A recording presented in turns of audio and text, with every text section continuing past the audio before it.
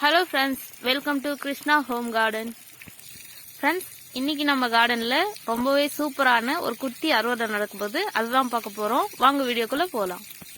Friends, இன்னைக்கு அறுவடையை நம்ம கொடமிளகாயில இருந்து ஆரம்பிச்சிடலாம். இங்க பாருங்க ரொம்ப சூப்பரா காய்ச்சிட்டு இருக்கு. இது வந்து கிச்சன் வேஸ்ட்ல இருந்து விதை எடுத்து போட்ட ஒரு செடி. இது எவ்வளவு அழகா அறுவடை கொடுக்குதுன்னு பாருங்க. இன்னும் எத்தனை காய் இருக்குன்னு பாருங்க.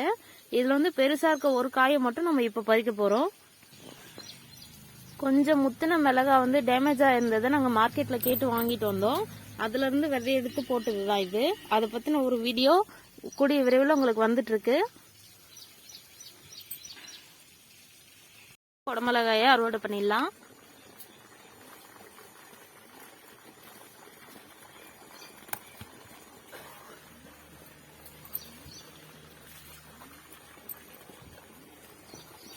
பாருங்க, இது கொஞ்சம் பிஞ்சு தான். ஆனா நான் எங்களுக்கு வந்து சமையலுக்கு வேணுங்கிறதால இப்பவே நான் கட் பண்ணிட்டேன். இது வந்து நாங்க போன வருஷம் நடவு செஞ்ச செடியிலயும் ஒரு காய் இருந்தது, அது கூட சேர்த்து சமைக்கிறதுக்காக இதை நான் பறிச்சுட்டேன். அடுத்ததான் நம்ம காந்தாரி மிளகாய் அறுவடை பண்ணிடலாம். பாருங்க ஃப்ரெண்ட்ஸ், எவ்வளவு சூப்பரா காய்ச்சிருக்கு காந்தாரி மிளகாய். ரொம்பவே காரமானது இது. நம்ம மிளகா பொடியெல்லாம் அரைக்கும் போது இதை சேர்த்துக்கிட்டோம்னா நல்ல காரம் வரும். கொஞ்சம் மிளகா சேர்த்தாலே போதும், நல்ல காரமா இருக்கும். இப்போ இதை நம்ம அறுவடை பண்ணிக்கலாம். இதுல வந்து நான் நல்லா பழுத்த மிளகாயை மட்டும்தான் பறிக்கிறேன். ஏன்னா நம்ம செடியிலே பழுக்க விட்டு பறிச்சு காய வச்சோம்னா அது வந்து நல்லா இருக்கும் ரொம்ப. அதனாலதான் ஃப்ரெண்ட்ஸ், காந்தாரி மிளகாய் அறுவடை முடிஞ்சது. அடுத்தது நம்ம கத்திரிக்காய் அறுவடை பண்ணிடலாம். பாருங்க ஃப்ரெண்ட்ஸ், தோட்டத்துக்கு தண்ணி பாய்ச்சிட்டு இருக்கோம், அதான் தண்ணி போயிட்டு இருக்கு. இப்ப இந்த ஒரு கத்திரி தான் இருக்கு, மற்றதெல்லாம் நாங்க சமையலுக்கு அப்பப்போ பறிச்சறதால இப்பெல்லாம் இருக்கிறது இல்ல. அதனால இது ஒண்ணு மட்டும் அறுவடை பண்ணிக்கலாம்.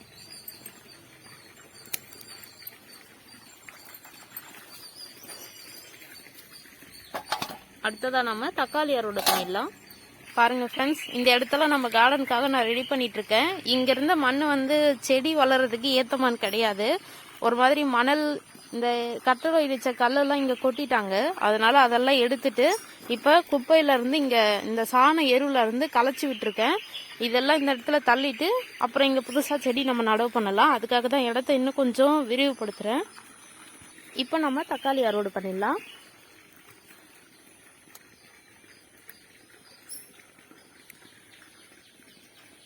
தக்காளி அறுவடையும் முடிஞ்சது ஃப்ரெண்ட்ஸ். இப்போ வந்து உள்ளார க்ரோபேக் கார்டன்ல ஒரு சில தக்காளி இருக்கு, அதையும் நான் போய் பறிச்சுட்டு வந்துடுறேன். நான் தக்காளி வளர்ப்புலே அந்த வீடியோல ஏற்கனவே சொல்லியிருப்பேன். இது வந்து தக்காளி செடியை நல்லா தூக்கி பிடிச்சி கட்டினாதான் நல்லா காய் பிடிக்கும்னு. நல்லா பாருங்க, இது மாதிரி இப்பயும் சொல்றேன். தக்காளி செடி வந்து கொஞ்சம் வளர்ந்த உடனே அதுக்கு சைட்ல சப்போர்ட் ஏதாவது கொடுத்து தூக்கி பிடிச்சி கட்டணும். அப்பதான் அது வந்து அதிகமா பூ வைக்கும், நல்லா வளரும். கீழே இருந்ததுன்னா அதுல வந்து அதிகமா பூச்சி தாக்கம் இருக்கும் செடியில, அதனால தூக்கி பிடிச்சி கட்டணும். பாருங்க ஃப்ரெண்ட்ஸ், இது வந்து நம்ம கார்டனுக்கு வந்திருக்க புது வரவு சாண்டில் கலர், சந்தன கலர் அரளிப்பூ செடி. அழகா பூக்க ஆரம்பிச்சிருக்கு ஃப்ரெண்ட்ஸ். இப்ப நீங்க பாத்துட்டு இருக்கிறது மல்பெரி செடி. இதுவும் அழகா இப்ப பழுத்துட்டு இருக்கு. பாருங்க எவ்வளவு அழகா இருக்கு பழம்னு. இன்னும் 2-3 நாள் இதை நம்ம பறிச்சிடலாம்.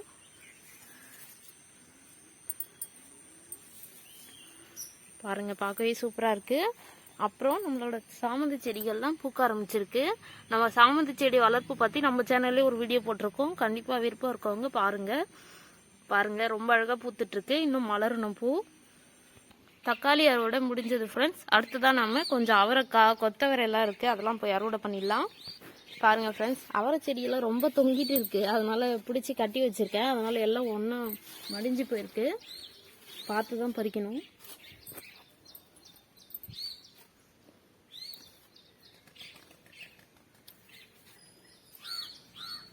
இன்னைக்கு அவ்வளவா இருக்காது, ஏன்னா நேத்து தான் வந்து எல்லாத்தையும் பறிச்சுட்டு போயிட்டோம். இப்ப நம்ம கொத்தவரை பறிச்சிடலாம். பாருங்க சூப்பரா காய்ச்சிட்டு இருக்கு. இதுக்கும் சைட்ல வந்து தூக்கி பிடிச்சு கட்டணும். கொத்தவரை வந்து நீளமா வளர்ந்துட்டே போகும், அதனால அது உயரமா பிடிச்சி கட்டணும்னா நல்லா அழகா நேரம் நிறைய பூ வச்சு நல்லா காய்க்கும். இதையும் கொஞ்சம் பிஞ்சா இருக்கும் போதே பறிச்சோம்னா அதுல வந்து கொஞ்சம் லைட்டா கசப்பு தன்மை இருக்கும், அது இல்லாம இருக்கும். கொஞ்சம் பிஞ்சா பறிச்சு சமைச்சோம்னா அது இல்லாம இருக்கும். ரொம்ப முத்த விட்டுட்டாலும் அது வந்து கொஞ்சம் நார்த்தன்மை வர ஆரம்பிச்சிடும். அதனால கொஞ்சம் பிஞ்சா இருக்கும்போது நம்ம பறிச்சு சமைச்சிக்கலாம் ஃப்ரெண்ட்ஸ். அடுத்ததா கொஞ்சம் பீன்ஸ் பறிச்சிக்கலாம். இது வந்து நம்ம அடிக்கடி பறிக்கணும். ரொம்ப முத்த விட்டுட்டா நார் அதிகமாக வரும். அதனால கொஞ்சம் பிஞ்சாக இருக்கும்போது நம்ம பறிச்சிக்கலாம். ரொம்ப முத்த விட்டுட்டோம்னா நார் நாராக வரும்.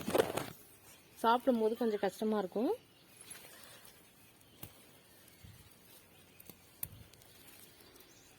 இந்த நெட்டு வந்து நானே பின்னுனது தான். அடுத்ததாக கொஞ்ச நாளில் அதை பற்றின ஒரு வீடியோவும் கொடுக்குறேன். இது வந்து ஈஸியாக நம்ம ரெடி பண்ணிடலாம். இதுக்கு நம்ம செலவு எதுவும் பண்ண வேண்டாம். இங்கே பாருங்கள், வால்லேயே அழகாக ஒரு பந்தல் போட்ட மாதிரி ஆயிடுச்சு.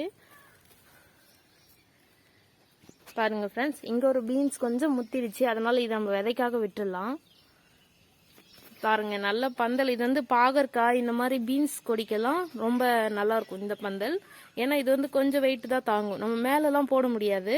அதனால் இந்த மாதிரி செவத்தில் கட்டி சைடில் ஏற விடுறதுக்கு இந்த மாதிரி பந்தலாக யூஸ் பண்ணிக்கலாம். இதை பாகற்காயெல்லாம் இதில் நல்லா வளரும்.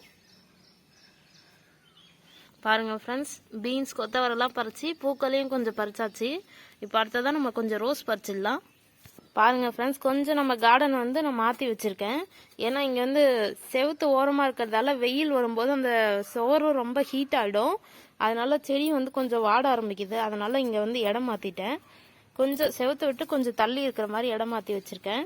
இங்கெல்லாம் நம்ம ரோஸ் செடி இருக்குது. அடுத்ததான் நம்ம தோட்டத்துலேயும் நிறைய ரோஸ் செடிங்கெல்லாம் இருக்குது. அதை பற்றின பராமரிப்பு வீடியோவை நான் கூடிய விரைவிலே கொடுக்குறேன். இது வந்து ஒயிட் ரோஸ், ரொம்ப அழகாக பெருசாக பூக்கிற செடி இது. இப்போ இந்த பூவை பறிச்சிக்கலாம். பறிச்சாச்சு ஃப்ரெண்ட்ஸ், ரொம்ப அழகாக பூத்திருக்கு. அடுத்ததாக இந்த பட்டன் ரோஸையும் பறிச்சிக்கலாம். இது வந்து ஏற்கனவே ஒரு வீடியோவில் நீங்கள் பார்த்துருப்பீங்க. எப்பவுமே ரோஜா பூ பார்க்க அழகாக தான் இருக்கும். அதனால நம்ம செடியிலே விட்டால் சரியாக வளர்ச்சி இருக்காது. அதனால கொஞ்சம் அது நல்லா கலர் விரிஞ்சு கலர் மாறினதுக்கப்புறம் நம்ம பறிச்சிடணும். அப்போ தான் புது துளிர்கள் வந்து நல்லா பூக்கும். ஓகே ஃப்ரெண்ட்ஸ், இன்னைக்கான அறுவடை முடிஞ்சது. ரொம்பவே ஒரு சூப்பரான ஒரு அறுவடை எடுத்திருக்கோம். Okay friends, thank you. Thanks for வாட்சிங்.